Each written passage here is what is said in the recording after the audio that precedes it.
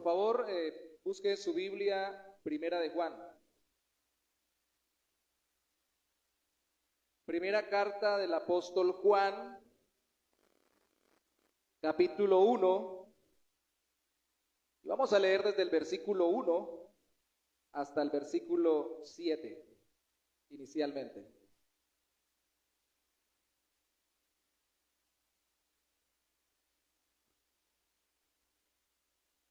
Primera carta del apóstol Juan, ya terminando prácticamente el Nuevo Testamento, capítulo 1, versículo 1 al 7.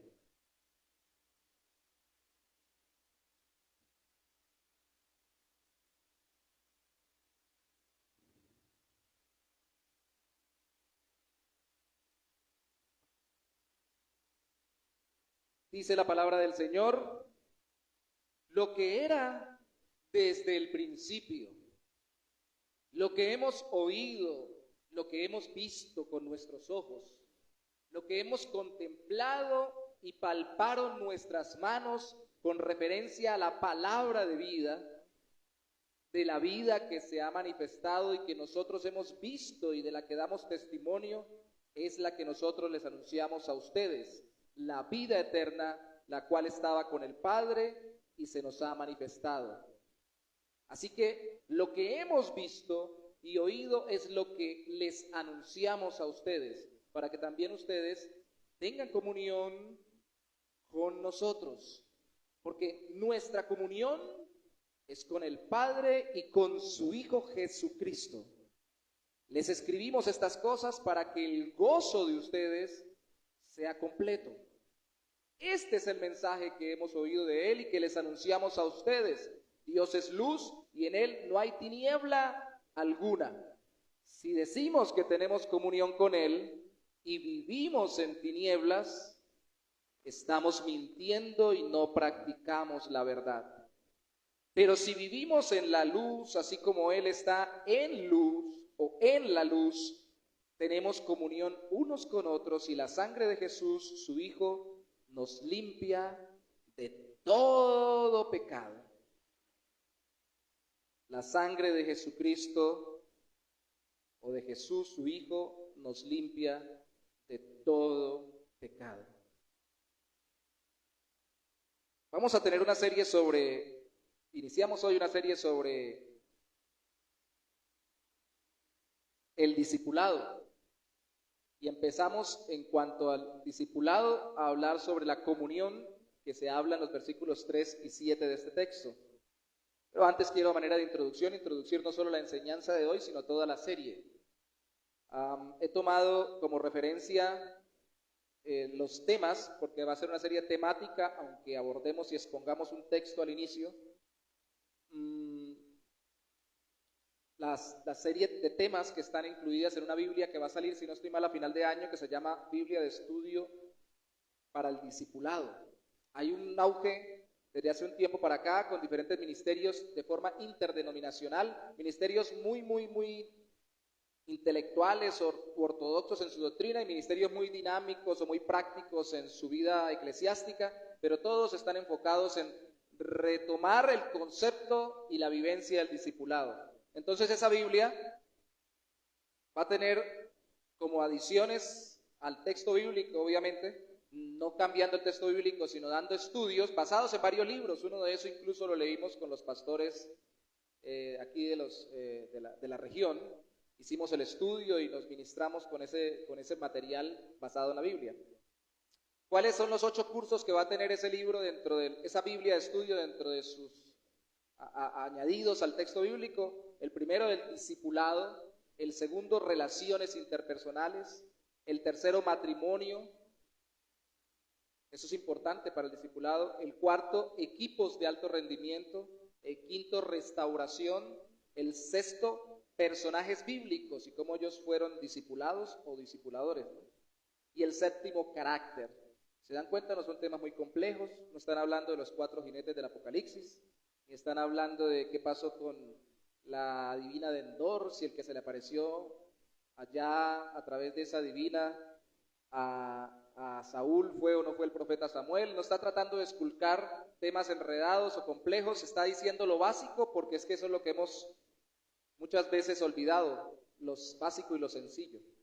Cada curso va a tener 8 módulos y cada módulo va a tener 8 temas. Y el curso de discipulado, que lo he tomado como base para esta enseñanza porque me facilitaron ese curso que va a estar ahí dentro de la Biblia, tiene 8 temas. Y le vamos a llamar a nuestra serie Discipulado Dedicado. Los 8 temas son dedicados a la comunión, dedicados a la palabra, dedicados a la oración, dedicados a una vida sencilla. Eso vamos a tener que resaltarlo mucho. A una vida sencilla, dedicados a la evangelización personal, dedicados a elegir a quién invertir o en quién invertir nuestra vida, dedicados a ser buenos discípulos y dedicados a ser buenos discipuladores. Todos con dedicación, porque el discipulado requiere dedicación, por eso le llamamos a esta serie Discipulado Dedicado. Entonces, tomamos el texto de Primera de Juan para abordar el primer tema de discipulado dedicado, que es dedicados a la comunión, la relación entre nosotros. Si ustedes se dan cuenta, la primera carta del apóstol Juan conmigo, leyeron, esta versión es la contemporánea, de pronto no se parece tanto a la que ustedes tienen, el capítulo 1, el versículo 1 y 2 abordan el tema del deseo de Juan, de su carta, manifiesta el hecho de que él solamente está diciendo lo que vio y lo que oyó. Pero si ustedes se dan cuenta y piensen conmigo un momento, mire sus Biblias y mire si él dice lo que yo he visto o está en plural. Dice lo que he o lo que hemos visto. Dice lo que he oído o lo que hemos oído. Hemos. O sea que ahí habían varios. Cristo no se apareció uno solo. Cristo no se encarnó para mostrársele a una sola persona, ni al final dejó un solo discípulo, dejó un conjunto, y por eso él lo pone en plural. Entonces el autor comienza afirmando que él dice lo que vivió en la relación que tuvo con Cristo, pero junto con los demás discípulos. No fue una relación en solitario, no fue una relación solo de Cristo con él. Aunque él en el Evangelio se identifica como aquel que se recostaba al maestro. Quiere decir que quedaba al lado de él en la mesa, como se recostaban hacia un lado y quedaba casi en el pecho del maestro. Él se sabe muy amado, también lo dice en su Evangelio, pero eso no implica que él desconozca que esta comunión era con otros. Habían varios. Dice, estoy contando lo que vimos, estoy contando lo que vivimos.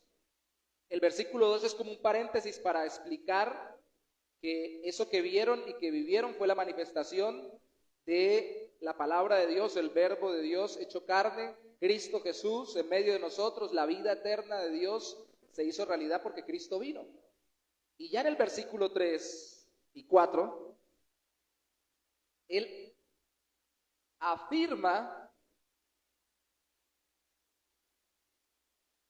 antes de eso, versículo 2, por favor lean conmigo, la cual estaba con el Padre y se nos ha manifestado.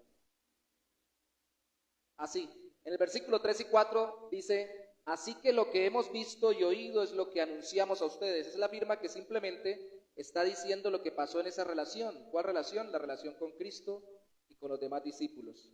Y que esa vida divina, de acuerdo al versículo 5 al 7, esa vida de luz, de acuerdo al versículo 3, comunión con el Padre y con su Hijo Jesucristo y con los demás, con nosotros, con los demás discípulos. De acuerdo al versículo 5, esa comunión era de luz porque Dios es luz y en Él no hay tiniebla ninguna.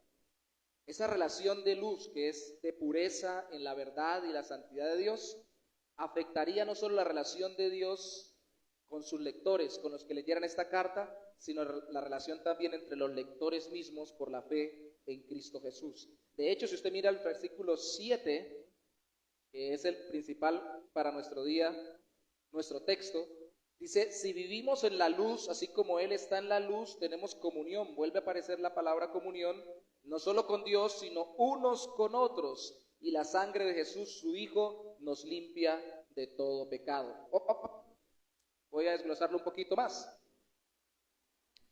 Ese texto está queriendo decir que por yo tener una buena relación con los hermanos, Cristo me limpia, o sea que yo teniendo buena relación con los hermanos, Él me perdona y ya.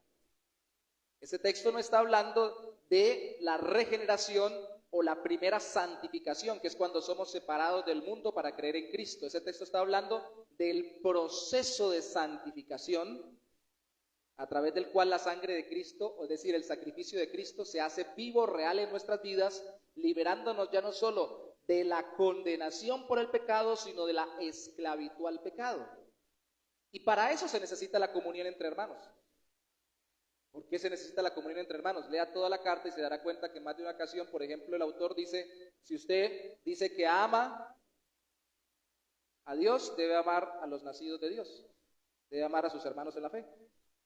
Y más de una vez muestra cómo el amor a Dios se manifiesta en el amor a los hermanos y cómo la obra salvadora de Cristo se manifiesta en ellos. Pero más aún, cuando me relaciono con otros, tengo oportunidad de que Dios ministre mi vida y me restaure y limpie mi pecado. ¿Por qué? Porque nadie por lo general peca solo, todos pecan acompañados. ¿Cierto? ¿Cómo hace usted para enojarse con alguien y volverse un rencoroso? Primero se relacionó con él, algo le hizo y le guardó rencor. ¿Cierto? Aquí hay un secreto, por favor, que quiero que no olvide. En la iglesia también pecamos. Yo no lo estoy diciendo, lo dice la Biblia. Dice, versículo 10, ahí mismo el capítulo. Si decimos que no hemos pecado, lo hacemos a él mentiroso y su palabra no está en nosotros. Alguien dice, pero no es un pecado deliberado, como más adelante se enseña, no es una práctica continua del pecado. Sí. Pero aquí está hablándonos del proceso de santificación, precisamente porque versículo 1 del capítulo 2, hijitos míos, les escribo estas cosas para que no pequen. Pero si alguno ha pecado, tenemos un abogado ante el Padre, a Jesucristo el justo. Está diciendo que aunque no practiquemos el pecado, de una u otra forma caeremos en pecado. ¿Y cómo? Por lo general, ¿cómo caemos en pecado? En la relación con los demás. Pero mire qué tremendo. ¿Cómo somos restaurados del pecado por medio de la fe en Cristo? A través de los demás. De tal forma de que nuestra comunión o relación con Dios se da a través de nuestra comunión o relación entre nosotros por la fe en Cristo. Alguien dice, yo no voy a la iglesia porque no quiero discutir con ningún hermano, yo no me reúno con nadie que conozca a Cristo porque no quiero entrar en conflicto y pecar. Pues bueno, sí, puede teniendo esa relación caer en un pecado, pero también teniendo esa relación va a ser Dios quien use esas personas para restaurarlo del pecado, para limpiarlo de todo pecado. ¿Cómo es lo que vamos a ver hoy? La relación entre hermanos es santificadora y es un instrumento de santificación de Dios para nuestras vidas. ¿Por qué hemos perdido el sentido del discipulado, de hacer discípulos? Porque hemos olvidado que el Señor nos bendice cuando nos relacionamos con los demás para guiarlos en Cristo o para que nos guíen en Cristo. Y en medio de esa relación, Él nos santifica. La sangre de Jesucristo nos limpia de todo pecado. Y yo sé, hermanos, que si algunos vienen de alguna iglesia donde para todo mencionaban la sangre de Cristo, sangre de Cristo tiene poder, sangre de Cristo tiene poder, sí, la sangre de Cristo me limpia, la sangre de Cristo limpio el carro, limpio la casa, limpio la puerta, limpio... Y se fue una especie de amuleto mencionar la sangre de Cristo. Aquí está hablando que el sacrificio de Cristo, porque la sangre simboliza su muerte por nosotros, se aplica a nuestra vida para sustituirnos y que Él recibiera el castigo por nuestros pecados, pero para abrirnos esa brecha al Padre por su santidad, no la nuestra. Y mientras vamos camino al Padre, hay un proceso a través de esa convicción de que Cristo nos salvó, que es que cada día nos parezcamos más a Él, que cada día seamos más santos, más limpios de pecado. ¿Ustedes ya han terminado el proceso de santificación? ¿Ya están limpios completamente? Yo tampoco.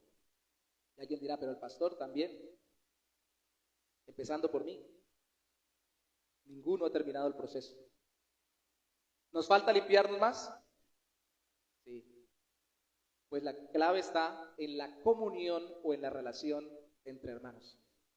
¿Se dan cuenta que la comunión, versículo 3, que tuvieron fue con Cristo y el apóstol estaba diciendo que esa comunión con el Padre y con Jesucristo era que querían y que sabía y que proponía que tuvieran los que leyeran su carta y los que escucharan su evangelio?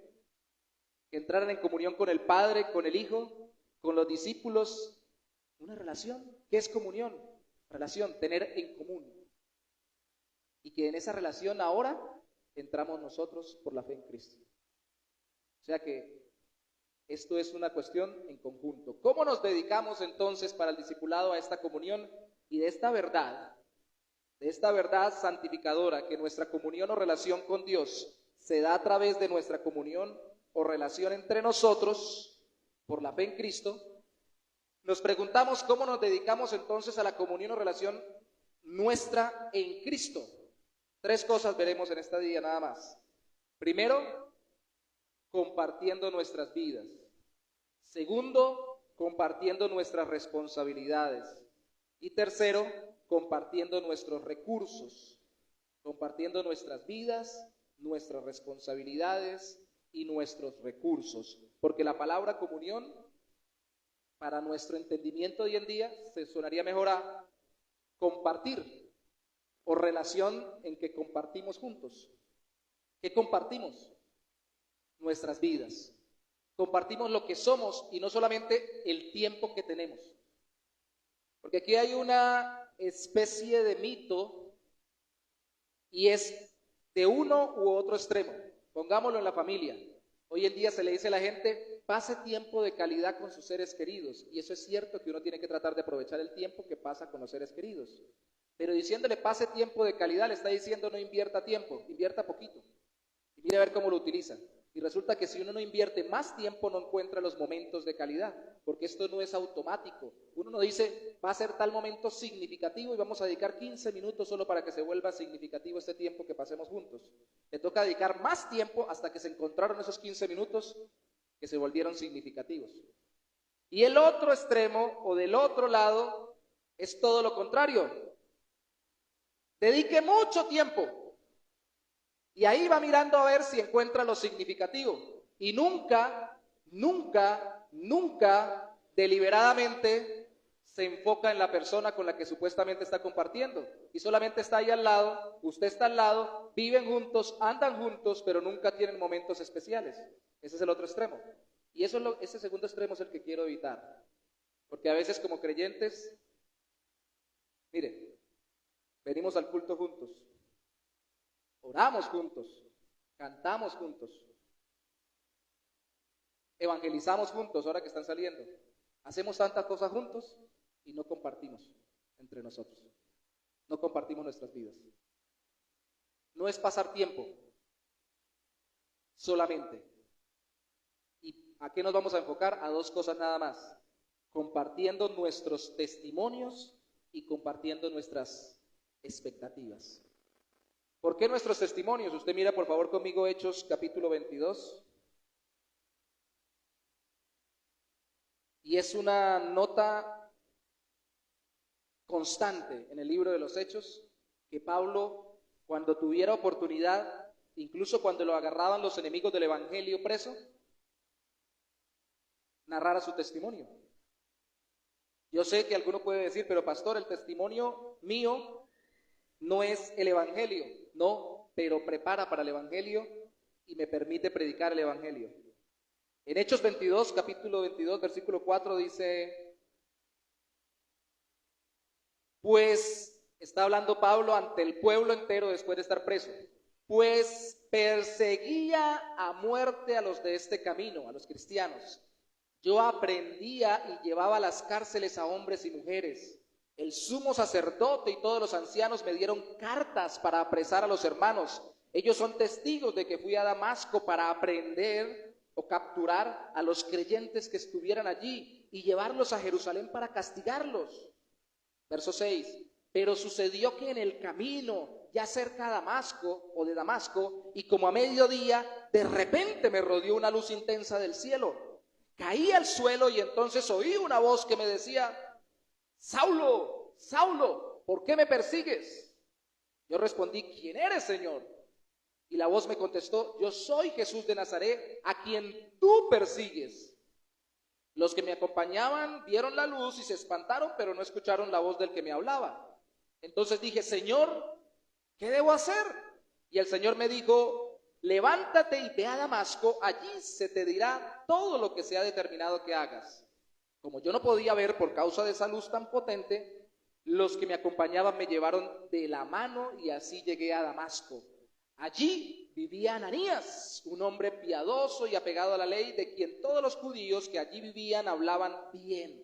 Ananías vino y se me acercó y me dijo, hermano Saulo, recibe la vista. Y en ese mismo instante recobré la vista y pude verlo. Y él me dijo, el Dios de nuestros padres te ha escogido para que conozcas su voluntad y veas al justo. ¿Quién es ese justo? El que se le apareció, Jesús de Nazaret. Y escuches de sus propios labios su palabra, pues tú serás su testigo ante todo el mundo de esto que has visto y oído. Se les parece lo que leímos ahorita, ¿no? Visto y oído. ¿Qué esperas entonces? Levántate y bautízate e invoca su nombre para que quedes limpio de tus pecados. Entrégate a Cristo, bautízate dando testimonio de tu fe en Él, vive para la gloria del Señor y cumple el ministerio al cual te está llamando. Él compartió su testimonio y estaba preso. Y había sido capturado y estaba ante el pueblo. Eso que pasó en Hechos 9, lo repite en Hechos 22, lo vuelve a decir, si no estoy mal, en Hechos 26, se volvió una costumbre continua del apóstol Pablo cuando tenía la oportunidad de empezar dando su testimonio. ¿Por qué? Porque cuando compartimos nuestro testimonio, compartimos nuestra vida. Y eso no quiere decir que usted cuando tenga relación con luego va a compartir lo que Dios está haciendo en su vida para que se centre su relación en Cristo. Su testimonio pasado, su testimonio continuo. Porque todos tenemos que tener un tema de conversación, ¿cierto? ¿Cómo está? ¿Cómo le ha ido? Bien, ¿y usted qué tal? Bien. El Señor le agradó revelar a su Hijo en mí para que yo lo anunciara entre los no judíos. No me apresuré a consultar a nadie, ni subí a Jerusalén para hablar con los que eran apóstoles antes que yo, sino que fui a Arabia y volví de nuevo a Damasco. Después, pasados 3 años, subí a Jerusalén para ver a Pedro y permanecí con él 15 días, pero no vi a ningún otro apóstol, sino a Jacobo, el hermano del Señor. En esto que les escribo pueden ver delante de Dios que no miento. Después fui a las regiones de Siria y de Cilicia y a las iglesias de Judea que eran en Cristo. No me conocían ni me habían visto, solamente habían oído decir, aquel que antes nos perseguía, ahora predica la fe que en otro tiempo buscaba destruir, y glorificaban a Dios en mí. Después de 14 años subí otra vez a Jerusalén con Bernabé, y también llevé conmigo a Tito. Y había un buen grupo, pero subí en obediencia a una revelación y no para correr o para no haber corrido en vano. El evangelio que predico entre los judíos lo expuse en privado a los que tenían cierta reputación, pero ni siquiera Tito, que estaba conmigo, fue obligado a circuncidarse aunque era griego, y esto a pesar de los falsos hermanos introducidos a escondidas que entraban para expiar la libertad que tenemos en Cristo Jesús y para reducirnos a esclavitud, a los cuales ni por un momento accedimos a someternos para que la verdad del evangelio permaneciera con ustedes. Dice allí el apóstol Pablo en Gálatas capítulo 1, verso 6, los que tenían fama y reputación de ser algo, lo que hayan sido en otro tiempo, nada me importa. Dios no hace excepción de personas. No me comunicaron nada nuevo, pero por el contrario, como vieron que me había sido encomendado el evangelio de la incircuncisión, como a Pedro el de la circuncisión, pues el que actuó en Pedro para el apostolado de los judíos actuó también en mí para con los no judíos, y como reconocieron la gracia que me había sido dada, Jacobo, Cefas, que es el mismo Pedro, y Juan, que eran considerados como columnas, nos dieron a mí y a Bernabé la diestra en señal de compañerismo para que nosotros fuéramos a los no judíos y ellos a los judíos. Solamente nos pidieron que nos acordáramos de los pobres, lo cual también procuré hacer con diligencia. Usted dirá, Pablo sí habla. ¿Qué cosa para hablar? Pues está recortando mucho, está hablando de cuando se convirtió, de 3 años después, de 10 años después y de lo que estaba pasando en ese momento. Eso es mucho recorte. Y uno dirá, ¿y por qué estaba escribiendo eso? Porque quería que los gálatas no se dejaran confundir y sacar del evangelio por aquellos que querían devolverlos al Antiguo Testamento, a la práctica judía.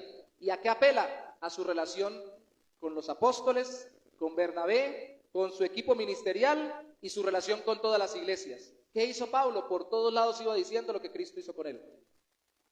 Pero dice la Biblia en 1 Corintios que Pablo predicaba a Cristo y a este crucificado. Solamente hablaba del evangelio y de Cristo, pero primero predicaba, antes de predicar el evangelio, compartía su testimonio.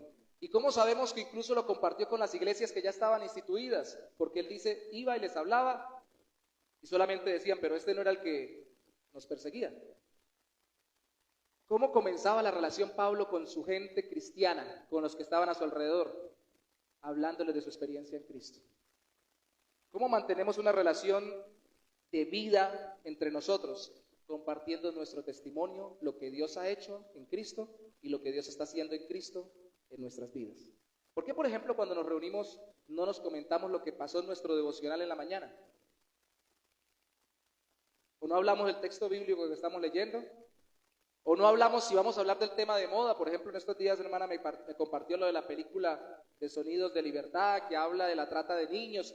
Es impresionante cómo se está sacando a la luz todo lo que esta generación moderna supuestamente defiende a los niños, pero están respaldando a los que los secuestran y los violan y los martirizan. ¿Por qué no solamente en vez de compartir solo la película, que es bueno compartirla, y el tema, y empezar a conversar sobre Mel Gibson y todo lo demás, o el actor, hablamos de lo que la Biblia dice sobre eso? ¿Por qué no empezamos a orar por eso? ¿Por qué no hablamos lo que Dios me está hablando sobre él en ese tema y lo que ha tocado mi vida y lo que ha cambiado mi corazón? Porque muchas veces los temas no los llevamos al Señor y solamente queremos compartir cosas en el aire. Y Dios quiere que compartamos nuestro testimonio, el testimonio de nuestra relación en Cristo. Me preocupa lo siguiente, lo hablamos ahorita a las 9 de la mañana. Hicimos una dinámica devocional para que tengamos un método y no digamos, yo no sé cómo hacer un devocional, ya di un método. Leímos de pie, meditamos, leímos la Biblia de pie, meditamos sentados, oramos arrodillados y contemplamos a Dios o adoramos postrados. Pero algunos ni sentados, ni postrados, ni parados, ni de cabeza, ni colgados, de ninguna manera leemos la Biblia primero y mucho menos oramos. Entonces, cuando nos compartimos la vida, ¿qué compartimos? Pues lo último que pasó en las noticias, lo que pasó en la novela, lo que pasó con el vecino, porque no hay experiencias en Dios que podamos compartir. De nuevo, no quiere decir que solo hablemos de lo que nos pasa en Cristo, quiere decir que podemos hablar de todo, pero al final tenemos que compartirlo en Cristo. Y eso no lo estamos haciendo como creyentes, para compartir vida. Y eso es lo que tenemos que hacer como creyentes, para compartir la vida. Que no solamente digamos, y está muy bien, dígame qué está pasando con su vida para orar, como le pedí hace un tiempo que hiciéramos, y yo voy a acompañarlo en oración, sino que le digan, venga, le cuento lo que Dios está haciendo con mi vida, para que juntos le demos gracias a Dios, y siga orando por mí, por lo que está pasando en mi vida, y Dios está haciendo en mí. Compartiendo nuestros testimonios y compartiendo nuestras expectativas. Romanos capítulo 15. Voy a recortar obviamente todo lo que voy a leer, no voy a leer todo lo que pensé. Romanos capítulo 15. ¿Para dónde quería ir Pablo cuando escribió la carta a los romanos? Para el cielo, dicen, claro, para el cielo también. ¿Para dónde geográficamente hablando quería ir? Romanos 15, 20, por favor mire conmigo. Vamos a leer hasta el 28, sí voy a leerlo, los versículos. Solo estos, 20 al 28. Romanos 15, 20 dice, fue así, le explica Pablo a los romanos, cristianos en Roma, como me esforcé por predicar el evangelio, no donde Cristo ya hubiera sido anunciado, para no edificar sobre fundamento ajeno, sino como está escrito, aquellos a quienes nunca les fue anunciado acerca de él, verán, y los que nunca han oído de él, entenderán. Verso 22, por esto, por lo que acaba de decir, muchas veces no me ha sido posible ir a visitarlos, por estar predicando en todo lugar. Pero como no me queda más tarea pendiente en estas regiones, dice Pablo, y como desde hace muchos años deseo ir a verlos, iré a visitarlos ahora que vaya a España. ¿A dónde quiere ir Pablo? A España. ¿A dónde quiere ir usted? A Estados Unidos, no, mentiras. ¿A dónde quiere ir geográficamente, en su vida laboral, en su vida empresarial, en su vida de estudio, en todas las áreas de su vida? Ya hablamos sobre eso. Dice Pablo, espero verlos cuando pase por allá. O sea, voy a pasar por Roma cuando vaya para España. Y que me ayuden a continuar con mi viaje luego de haber disfrutado de su compañía. Pero ahora voy a Jerusalén para servir a los santos. Macedonia y Acaya, las iglesias de ese sector, tuvieron a bien hacer una ofrenda para los pobres que hay entre los santos, los creyentes que están en Jerusalén. Pues les pareció que era lo correcto y se sienten en deuda con ellos, porque si los que no son judíos han sido hechos partícipes de las bendiciones espirituales, deben también compartir las bendiciones materiales. Así que, verso 28, cuando esto haya concluido y yo les haya entregado este fruto allá a la iglesia de Jerusalén, pasaré a visitarlos de camino. ¿A dónde? ¿Quería ir a España o no quería ir a España? Quería ir a España. ¿Él llegó a España? No lo sabemos. No hay un testimonio escrito. Lucas termina en Hechos con Pablo preso en Roma. No quedó testimonio si algunos dicen que sí llegó a España, a la Hispania de entonces, España de ahora, pero tenía metas. ¿Y a quién se las compartía? A la iglesia, a los creyentes. ¿Por qué? Aquí hay un secreto a gritos. Porque uno no hace las cosas solo y nadie cumple sus metas solo. Yo quiero ser el más grande vendedor o empresario. Sí, ¿solo? No, tiene que haber alguien con quien trabajar y alguien a quien venderle sus productos. Si no, no llega a ningún lado. Yo quiero ser el mayor predicador. Sí, tiene que haber gente que lo acompañe, que lo ayude, que le enseñe y gente que lo escuche predicar. Si no, ¿cómo lo va a hacer solo? Yo quiero ser el más fino y más fiel creyente en Dios. Sí, tiene que haber gente que lo disipule y que lo acompañe. Y el compartir nuestra vida, no solo nuestro tiempo, no solo es para compartir qué es lo que Dios ha hecho y está haciendo en nosotros, sino también cuáles expectativas tenemos en Cristo. ¿Cómo le ha ido? Bien. ¿Y qué piensa hacer estos días? No, estoy pensando irme de viaje, quiero tomar unas vacaciones. ¿Por qué no lo ponemos en Cristo? Quiero tomar unas vacaciones porque el Señor me ha hecho entender de que tengo que descansar. Bueno. Y que tengo que dedicarle un tiempo a mi esposa, porque desde que nos casamos no tenemos luna de miel. Bueno, en el caso mío no tuve luna de miel, pues estoy debiéndola todavía. Y el Señor, involucramos lo que Dios nos viene hablando, impulsando a hacer para su gloria. Pero algunos nos preguntan, ¿y usted qué piensa hacer? No, con el trabajo yo pienso ganarme tanto, con la empresa pienso hacer tanto, con el estudio pienso llegar a este título, y nunca lo conectamos con la voluntad del Señor. Esa es otra preocupación mía, como lo del testimonio, tal vez porque ni siquiera le oramos al Señor por eso. Ni lo estamos planeando para la gloria de Dios, sino para nuestra propia gloria. Ustedes no se imaginan cuántas personas que ustedes han conocido, saquen la cuenta de que yo haya conocido, quieren irse de este país. La mayoría, yo tomaba el pelo con Estados Unidos, quiere irse a Estados Unidos. Ahora también, ¿a dónde quieren irse? A Canadá. Hace rato, a mí me hicieron una entrevista hace muchos años en la universidad, cuando empecé la primera de las 3 carreras que no terminé, pero cuando empecé hace mucho tiempo, después de graduado del colegio, imagínense, 1997 por ahí, y ya se estaban llevando gente para Canadá, porque estaban viejos, y si estaban viejos en ese tiempo, imagínense ahora, están más viejos todavía, necesitan jóvenes. Y todo el mundo, Canadá, es que es bueno, plata, negocios, se ve la buena vida, el nivel, el estrato. Otra vez hablábamos de Australia, también otros Australia, España, porque uno habla el mismo idioma, no está pidiendo visa, y así. Y yo pregunto, o más que yo, pregunta al Señor, ¿eso es lo que quiere Dios con su vida? Listo, si lo quiere hacer crecer empresarialmente, porque usted no es un apóstol, no es un misionero, hoy en día no digamos apóstoles fueron los que Cristo estableció, los demás seremos misioneros. Listo, no se va a ir de misión a España, a Australia o a Canadá, o como decía un amigo, yo quiero irme de misión a San Andrés ahí en la playa, me gusta mucho, pero sí va a desarrollar una labor empresarial, un trabajo, una labor de estudio, cualquier cosa, está conectado con la voluntad de Dios para hacer eso. ¿Lo ha puesto en oración? Cuando se lo comparte a los demás, se lo compartes porque el Señor me está moviendo a hacer esto.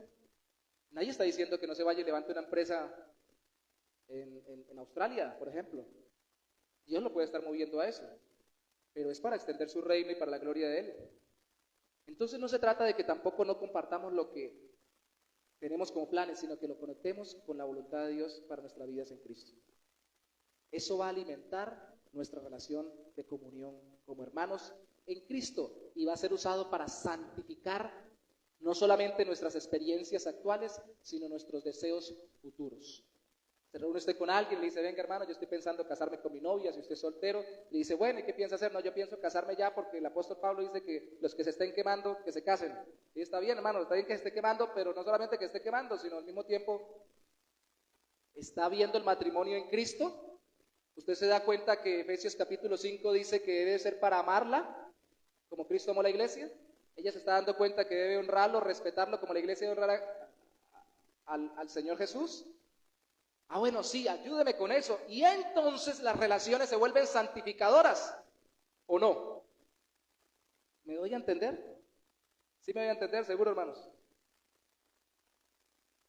Aparte del que se está durmiendo, que está cabeceando así, diciendo que sí, los demás, que los oyeron sí. Hermanos, nuestra comunión es santificadora. Es santificadora porque, por ejemplo, cuando alguien me pone algo íntimo y personal de su corazón delante mío y me lo cuenta, si él no lo está centrando en Cristo, yo lo puedo ayudar a que se centre en Cristo en ello. Pero si es al revés, si yo se lo cuento y no lo estoy centrando en Cristo, él me puede ayudar a mí a centrarme en Cristo. Es santificador la relación. Y uno dice, sí, pero si el hermano se le sale por allá y cuenta y dice algo, pues es santificador porque ese es el segundo punto, lo va a tener que perdonar. Esa es la otra parte que tenemos que ejercer, compartiendo no solamente nuestras vidas, sino nuestras responsabilidades o mandamientos recíprocos. Por favor, vaya conmigo a 1 de Pedro, capítulo 2, versículo 22. 1 de Pedro 1, versículo 22, perdón. 1 de Pedro 1, 22. De aquí en adelante solo voy a mencionar los textos, no los voy a leer. 1 de Pedro 1, 22. En este caso sí lo voy a leer, luego lo voy a mencionar solamente. Dice, y ahora, ya que se han purificado, que es lo mismo que santificado, limpiado, mediante su obediencia a la verdad, ¿para qué? Para amar sinceramente a sus hermanos, ámense los unos a los otros de todo corazón. ¿Para qué nos limpió Cristo de pecados? Para que entremos al cielo solito y que nadie más entre conmigo. Para vivir esta vida solito y tranquilo, sin que nadie me moleste. ¿Para qué? ¿Para qué nos limpió el Señor según el versículo? Para amar. Y si nos limpió para amar, sinceramente, pues amemos de todo corazón. ¿Y qué incluye el amor? ¿Qué incluye el amor? 1 Corintios 13. Todo lo cree, todo lo soporta, todo lo espera. No busca lo suyo, busca lo del otro. No se irrita, no se envanece. Está hablando de la persona que ama, se busca el bien del otro antes que el bien propio. Y si el Señor nos llamó, no solamente nos dedicamos a la comunión cuando compartimos nuestro testimonio y expectativas en Cristo, sino también cuando compartimos y asumimos los mandamientos recíprocos. Usted puede hacer una concordancia, buscar en todo el Nuevo Testamento donde diga unos a otros, los unos a los otros, y le voy a resumir lo que dice. Dice que debemos, los mandamientos recíprocos hablan de que el Señor nos manda a los creyentes a amarse, a honrarse, a promoverse, a aceptarse, a amonestarse, a saludarse, a servirse, a soportarse, a perdonarse, a someterse, a instruirse, a consolarse, a estimularse, a ayudarse, incluso a confesarse sus pecados los unos a los otros y a orar los unos por los otros. Mi preocupación es, así como compartiendo nuestras vidas parezca que solo es compartir tiempo, que compartir nuestras responsabilidades parezca solo compartir actividades. Ya lo dije sobre las actividades, porque caemos en activismo. Hermanos, uno dice, pero estamos en la iglesia, estamos compartiendo, estamos orando, y ese hermano llega y me corre la silla, y no se da cuenta que me incomoda, me empuja, y además de ello me la corrió tanto que hasta me caí. Pues bueno, aquí dice que es la oportunidad de perdonarse los unos a los otros. Pero es que ese hermano me tiene impaciente por la forma como me trata o por la forma en que él es. Bueno, aquí dice soportarse los unos a los otros. Ah, pero es que esa persona pareciera que no quiere escuchar al Señor ni entiende lo que se dice en la Biblia, en el Evangelio, y que tiene que alguien decirle algo, pues bueno, dice amonestarse los unos a los otros. Pareciera que no entiende, también habla de instruirse. Pareciera que se desanima, hay que estimularse. Pareciera que no es capaz, hay que ayudarse. Entonces no es compartir actividades que son perfectas. Quiero que nos tumbemos ese mito de la cabeza. Venimos al culto perfecto, ese es el mito que tenemos en nuestra mente, a las actividades evangelísticas, de sociales, de estudio bíblico perfectas, donde nadie dice nada fuera de lo que debe decir, nadie ofende, nadie daña, nadie se equivoca, todo el mundo lo dice perfecto. Aquí los de la música, bueno, si estoy tocando yo, sí se dan cuenta del imperfecto, pero todo es perfecto, nadie se equivoca, meten las teclas donde es y tocan todo al unísono, nadie por allá se desafinó, todos los hermanos allá incluso parecen coros angelicales. No, ese es el perfeccionismo que debemos someter delante del Señor y al que debemos renunciar. Compartir no solamente nuestras vidas, sino compartir nuestras responsabilidades, es asumir que cuando tenemos actividades juntos no serán perfectas y vamos a desarrollar todos esos mandamientos de los unos a los otros para aprender a amarnos los unos a los otros. Y el pastor por allá llegó y dijo algo y me lo dijo por allá como en un tono que no me gustó porque parece que lo ofende a uno, como le dice, hermano, dígamelo. Aproveche para practicar el perdonarse los unos a los otros. Y me perdona de una vez. Y me amonesta si es de amonestarse. Esos son los compromisos bíblicos. El compromiso bíblico no es, y por esto los conocerán. Cuando se reúnan, los cultos serán perfectos, las relaciones serán perfectas, nunca se van a ofender y siempre, siempre, siempre todo lo van a hacer bien. Cristo dijo, en esto los van a conocer, en que se amen los unos a los otros. Y uno aprende a amar en medio de las imperfecciones, de los errores, de las luchas, de los conflictos y de los problemas. Eso es compartir o vivir compartiendo nuestras responsabilidades. Entonces mi principal responsabilidad no es hacer las cosas perfectas, es reflejar a Cristo en medio de mi relación con los demás. Y ya en el camino, obviamente, quiero hacer las cosas lo mejor posible. Asumiendo los mandamientos recíprocos. Le voy a mandar un pantallazo a todos, por favor, de los 28 mandamientos recíprocos que aparecen en el Nuevo Testamento. Por ejemplo, ese de honrarse quiere decir que yo busque que el otro sea exaltado y no yo. Promoverse quiere decir que yo busque que el otro sea el que vaya adelante y no yo. Ayer veíamos una película que tenía rato de no ver, Eliezer no la había visto, una de básquet, una de baloncesto que no se había encontrado, era raro. Me dijo, esa no la ha visto. De baloncesto viejita, después del Katrina, gente con muchas necesidades, del huracán en Estados Unidos, en New Orleans o Nueva Orleans, y un muchacho era tremendamente buen jugador, pero no jugaba en equipo. Y nunca le pasaba el balón el que organizaba el equipo, el armador, porque él nunca lo pasaba y quería hacer la cesta solo. Y entraron en conflicto por eso. No sabía él jugar promoviendo a otros. Y después en la película, al final se muestra que el problema no era él, aunque también lo era, sino el papá, que quería que él jugara como su hijo que había fallecido y le decía que tenía que destacar él por encima de los demás jugadores y lo volvió individualista y lo presionaba para ello. Y es más, lo regañaba diciéndole, usted deje de ser débil, de estar pasando el balón cuando usted lo puede encestar. No lo enseñó a jugar en equipo. Hermanos, la iglesia no es un juego, la iglesia es una realidad que vivimos. Y la relación como creyentes es en equipo, es entre nosotros y tenemos que aprender a darle el valor a otro para que otro sea el que destaque. Eso es lo que tenemos que hacer. Cuando empezó a hacerlo, ganaron los partidos seguidos y terminaron yendo a la final, aunque el papá estuviera desilusionado porque él no era el que brillaba. Es que aquí el que tiene que brillar es Cristo en la iglesia. Y entonces tenemos que aprender a buscar que otros sean exaltados, no nosotros. Es por eso que a veces es difícil que, por ejemplo, uno busque que alguien se capacite para hacer lo que uno hace, porque uno piensa que uno es el que solamente lo puede hacer y no genera otros que también realicen la labor ministerial. Es que esto no es mío, es de Cristo y tenemos que hacerlo en conjunto. Es asumir nuestras responsabilidades en conjunto. Y no lo hacemos perfectamente, lo hacemos por amor al Señor. Eso nos santifica. Asumir también el cuidado mutuo. Hermano, ¿usted se cuida? ¿Seguro? ¿Cuántos de los que están aquí hoy se levantaron con cuidadito para no caerse de la cama? Al menos. Si no se bañaron o no alcanzaron. Por lo menos se pararon con suficiente cuidado como para no tropezarse con algo, ¿cierto? ¿No? ¿Se alcanzaron a tropezar? El dedo pequeño es el que se tropieza siempre con la pata de la cama, ¿sí viste?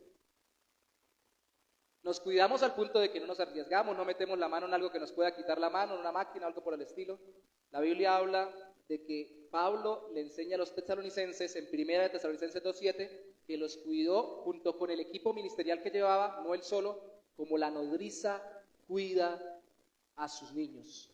Como una niñera cariñosa, Pablo tuvo cuidado con sus discípulos de Tesalónica. Cuidar a los demás. Pablo le dice a Timoteo, en 1 de Timoteo 4, verso 16, que se cuide a sí mismo para que no solamente se salve él, sino que salve a otros. Está diciendo, mira hermano, cuando usted se cuida en Cristo, de vivir conforme a la voluntad del Señor, debe hacerlo pensando que hay otros, que si usted no camina en el Señor, salen afectados por su mal testimonio. Y Pedro dice en 1 de Pedro 5, que los pastores deben cuidar al rebaño del Señor porque es del Señor, porque el Señor cuida de nosotros. Asumir el cuidado, tenemos que cuidarnos, compartir nuestras responsabilidades, mandamientos recíprocos, cuidado y compartir nuestros recursos. Por aquí ya paso finalizando, porque sé que los recursos a veces a muchos nos duelen. Ya van a hablar de plata. Compartir recursos no es solamente compartir bienes, dinero o cosas. Puede ser compartir tiempo, consejo, compañía. ¿Para responder a qué? A las necesidades de los demás. También eso hay que compartir si queremos aprender a ser discípulos de Cristo y ser una iglesia discipuladora. En Hechos 2 y en Hechos 4 se dice que ponían los bienes a los pies de los apóstoles para que los repartieran entre todos.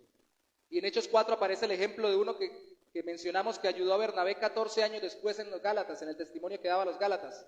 ¿Quién fue ese uno que acompañó a Pablo a ir a hablar con los apóstoles en Jerusalén? Bernabé. ¿Y qué hizo Bernabé en Hechos 4? Vendió un lote. ¿Y qué hizo con lo que vendió ese lote? Lo entregó completo a la iglesia. ¿Para qué? Para que la dinámica que se estaba dando, que de compartir entre todos, se siguiera dando. ¿Qué pasó en Hechos 5? Ananías y Zafira dijeron, qué bonito, vamos a hacer lo mismo. ¿Qué hicieron? Se comprometieron con Dios, no le dijeron a nadie. ¿Qué sucedió? No lo cumplieron. ¿Qué pasó después? Se murieron. Dios los mató por no cumplirle. Todo el tiempo se muere la gente que no comparte lo que tiene, sobre todo los cristianos, no. ¿Alguno de ustedes se ha muerto? No, están vivos, ¿no? ¿Alguno de ustedes ha visto que alguien se haya muerto porque no dio la ofrenda? ¿Porque le prometió a Dios algo y no se lo dio? ¿O he escuchado el tema, aparte de lo de Hechos 5? No, ¿cierto? Si no, muchos caeríamos, o ya habríamos caído muertos varias veces, ¿no? Señor, yo voy a dedicar esta platica para ayudarle a fulanito de la iglesia, a esto un hermano, o darlo de ofrenda especial, o algo por el estilo, y me lo embolsillé y me lo gasté y no lo traje. ¿Cuál es el problema? El problema no es el dinero. Lo que está queriendo aquí el Señor es que nos conmovamos con la necesidad de los demás. Entonces, aterricémoslo. Le decimos nuestro testimonio en Cristo, le decimos nuestras expectativas a nuestro hermano en Cristo. Además, asumimos nuestra responsabilidad de perdonarnos, amarnos, fortalecernos, ayudarnos. Nos cuidamos mutuamente, pero en medio de todo eso, yo me doy cuenta que necesita algo. ¿Qué dice la Biblia? Déjelo ahí, váyase a orar. ¿Dice la Biblia eso? Dice la Biblia precisamente que cuando usted vea la necesidad en alguien, no debe voltear su rostro, sino ayudarlo. Si usted tiene con qué ayudarlo, obviamente. Esa es la parte que no nos gusta mucho. Compartir con los demás a veces nos va a llevar a que compartamos también lo que tenemos con esa persona que está en necesidad. Pero es parte del asunto y usted lo va a ver tan natural y usted va a tener que disciplinarse, como dice Pablo en 1 Corintios capítulo 9, sometiendo su cuerpo, aún hablando como si se lo maltratara, todo para que conozcan del Evangelio. Usted va a tener que renunciar a ciertas cosas para poder compartir con los demás que están en necesidad. Usted va a tener que organizar su tiempo para poder compartir con una persona que necesita que le hable de Cristo. Usted va a tener que organizar su vida para poder venir a un culto, para poder estar en una capacitación de la iglesia. Usted va a tener que organizarlo todo y va a tener que disciplinarse. Eso va a ser un tema que tendremos que tratar después. Ser discípulos y ser discipuladores. Pero todo lo hace ¿por qué? Porque usted ama a los hermanos y quiere compartir con ellos en Cristo. Porque sabe que se le hace bien a su vida. Le toca disciplinarse. Voy a resumir lo que sería para mí, de acuerdo al tema que venimos hablando y lo que dice la Biblia, un creyente indisciplinado. Un creyente indisciplinado, léase como aquel, no solamente que a veces comete errores, sino aquel que no quiere disciplinarse, es un creyente que no ha entendido que tiene que amar a los demás y que vive pendiente que todo el mundo lo ame. Usted dice, ¿por qué dice eso? Sí, porque no le importa si dejó esto botado por aquí, esto botado por allá, si le quedó tiempo para esto o le quedó tiempo para aquello, solamente le importa lo de sí mismo. Así como cuando usted llega a un lugar y le pregunta a una persona, ¿y por qué deja eso botado por allí y por allá? Yo vivo en mi casa, vivo como a mí se me dé la gana, yo hago lo que yo quiero, allá encuentro el teléfono debajo del montón de ropa, allá encuentro tal cosa debajo de tal desorden, soy yo, ¿y qué? ¿A quién le importa? Es mi casa, es mi vida, es mi apartamento, es mi habitación. Y le dice, sí, pero si vive con más gente, pues que se acomoden. Por eso es que no nos organizamos. Y eso también habla de nuestra vida. ¿Por qué no somos disciplinados? Porque no nos estamos enfocando en compartir la vida con los demás. Estamos esperando que los demás se acomoden a nosotros y no nosotros bendecirlos a ellos. Mi hermana, usted tiene problemas, yo le iba a ayudar con algo, pero es que ya me gasté toda la plata. Yo no me aguanté, pasé por un almacén y compré todo lo que había. Si hubiera sido disciplinado y no siguiera el impulso de mi corazón de comprar todo lo que veo, me hubiera quedado algo de platica y lo hubiera compartido. Qué pena, hermana. Siga sufriendo. Mejor no le diga nada. Pero casi siempre pasa, es por eso, por indisciplinados que no nos queda para ayudar. Por eso, hermanos, nuestra manera de discipular y de mantenernos o dedicarnos a la comunión es enfocarnos en amar a los demás en Cristo. Póngase sobre sus pies, por favor, en esta mañana. Ay, hermanos, pero póngase con ganas de pie. ¿A qué se dedica usted? Dedíquese a la comunión, dedíquese a compartir su vida, sus responsabilidades y aún sus recursos, lo que Dios le ha dado con los hermanos en Cristo. Cuando entonces diga, el pastor de esta iglesia diga, bueno, hermano, ¿a quién va a discipular usted? Usted diga, no, yo ya vengo compartiendo con fulanito, con sutanito y con perencejito. Entonces ya puedo, a estos que necesitan ayuda, los puedo ayudar a caminar en Cristo. Y vengo compartiendo con sutanito o con perencejito y me está ayudando a mí a caminar en Cristo, ese puede ser quien me disipule. Va a ser más sencillo, ¿cierto? Pero si le digo, mire a ver a quién disipule, diga, ay, ahora, ¿a quién? ¿Con quién? No comparto con nadie, no hablo con nadie, no me relaciono profundamente con nadie. Invierta tiempo, comparta, dedíquese a la comunión en Cristo. Por favor, tome la mano del que está a su lado para recordarnos que estamos unos en Cristo. Si está solito, como en el caso de Benjamín, alguien pase acá con Benjamín. Venga, Antonio, usted que está solo porque se le fue Leina para allá. Ah, bien, los hermanos también vienen. Eso. También hágase ahí con ellos, ¿sí, hermano? No se quede solo. Yo no quiero ver a nadie solo porque acabo de hablar de compartir la vida, los bienes, los recursos y se quedan solos. No puede ser posible. Eso, agarren de la mano con alguien más. Eso, pueden pasarse hasta acá, hasta el frente y tomarse con ellos. Eso, hermanos. No les dé miedo compartir aunque sea una agarradita de manos con alguien. Tranquilos. Nadie pica, ¿sí o no? Hermana, usted mire ahí, hermano Tony, agarre la mano a Tony. Eso, muy bien. Desde el primero hasta el último de nosotros nos necesitamos. Necesitamos compartir la vida juntos en Cristo. Recuerden, van a tener problemas haciendo esto, pero vamos a ser más bendecidos de los problemas que vamos a tener. Las bendiciones en Cristo superan las dificultades entre nosotros. Amén. Señor, venimos ante ti pidiéndote que nos ayudes a compartir nuestros corazones, no solo tiempo, sino la vida. Que nos ayudes a compartir no solo actividades, sino responsabilidades. Que nos ayudes a compartir no solo dinero, sino los recursos que nos has dado, todo lo que nos has puesto a nuestro cargo con los demás. Queremos salirnos de nuestro círculo, Señor. Queremos movernos a nuestros hermanos y queremos que ellos se muevan a nosotros. Porque tú te moviste en Cristo a nosotros y Cristo no se manifestó a uno, sino a muchos. Y estos muchos a otros muchos, para que todos juntos compartamos esa vida en Cristo y seamos santificados en conjunto como iglesia. Sabemos que pecamos, Señor, eso lo muestra por todos lados tu palabra. Y en Primera de Juan, que leímos desde el principio y donde basamos nuestro tema sobre la comunión, sí que se nota cómo pecamos y sí que recalca que caemos, pero también recalca continuamente que tú nos limpias en el proceso de santificación por la fe en Cristo a través de la relación con los hermanos, que oran por nosotros, que nos aconsejan, nos acompañan, nos consuelan. Danos ese sentido de comunión, de relación. Ayúdanos, oh Santo Señor, a compartir nuestra vida. Dedicados a la comunión, que nos dediquemos a la relación en común entre nosotros. Que ya no veamos, oh Santo Señor, que si Él es de este equipo de fútbol y yo de otro, que si Él es de este partido político y yo de otro, que si a mí me gusta este presidente y a Él no, que si a Él le gusta esta comida y a mí no, que si a Él le gusta este lugar y a mí no, que si a Él le gusta cantar de esta manera y a mí no, sino que veamos lo que tenemos en común en Cristo y que superemos esas diferencias para amarnos y compartir verdaderamente como discípulos tuyos y mostrar el amor de Cristo a todos los demás y que los demás nos amen como lo necesitamos. De verdad, Señor, necesitamos que alguien más se responsabilice de mi vida.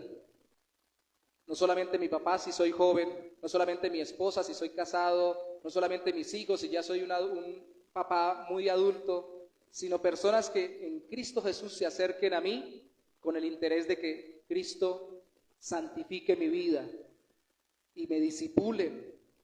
Yo te pido que pongas ese deseo en el corazón de mis hermanos, porque es un deseo que muchas veces hemos desechado, aunque lo vemos en tu palabra, porque no queremos abrir nuestros corazones y que tú uses a otros para santificarnos. Ya no solamente que lo hagamos con otros, sino que otros lo hagan con nosotros. Hombre con hombre, mujer con mujer, hermano con hermano, hermana con hermana, hermana con hermana, de acuerdo a la necesidad, a la edad, a la afinidad. Tú júntanos, oh Santo Señor, pero por amor de tu nombre, que no caminemos solo la vida en Cristo, que no caminemos como ovejas solitarias, porque somos del rebaño del Señor. Y como lo cantábamos hace un rato, juntos es mejor. Damos gracias a ti en el nombre de Jesús. Amén y amén.